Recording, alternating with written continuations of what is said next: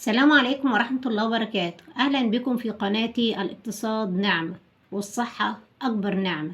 المفروض في الوجبات الغذائية اللي أنا بتناولها أنا والأولاد لازم تحتوي على جميع العناصر الغذائية لتلافي أي مضاعفات أو نقص أي فيتامينات في الجسم فيسبب دوخة ألم. فالنهاردة إن شاء الله أنا جايبة معايا ده شريعة اسمه بنجر.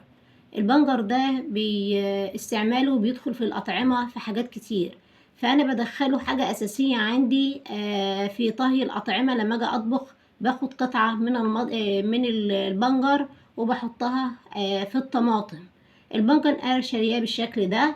أول حاجة بغسله وبنضفه، بعد كده بشيل الجزء من أعلى والجزء من الأسفل، وبعد كده اغلي ميه واسلقه.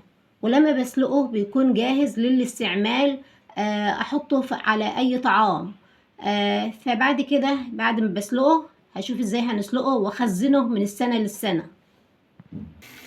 جبت حله وحطيت فيها ميه بتغلي بالشكل ده، والبنجر نضفته من اعلى ومن اسفل، واحط البنجر بالشكل ده يتسلق. البنجر بيتخزن وهو مسلوق، ما ينفعش يتخزن وهو نايم. هغطي عليه وبعد ما يتسلق هنشوف هنكمل وهنعمل ايه. البنجر بعد ما يستوي هخرجه واحطه في طبق يبرد، وبعدين هشوف هخزنه ازاي.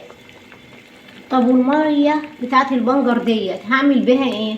طبعا بسيبها انها تبرد، وانا جايبه مخلل هستفيد من الميه المغليه واعمل بيها مخلل، لان الاقتصاد نعمه، ما ينفعش الميه بالبنجر الجميله ديت اكبها في الحوض.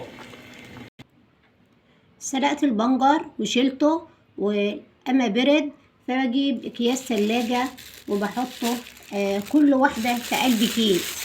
ليه ما بحطهمش كلهم مع بعض؟ عشان ما يدخلش فيهم هواء يخسرهم، وفي نفس الوقت ما يجمعش تلج في قلب الكيس، يعني يعمل طبقه من التلج.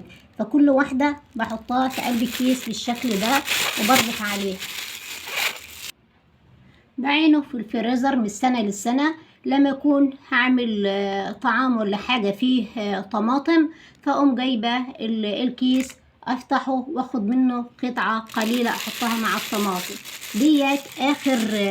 اخر بنجراية موجودة عندي في الفريزر محطوطة من السنة للسنة.